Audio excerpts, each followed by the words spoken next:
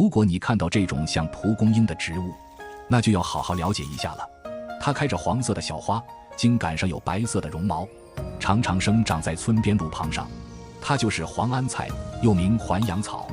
黄安菜如果晒干了再泡水，依然可以恢复到青翠碧绿状态，因此得名环阳草。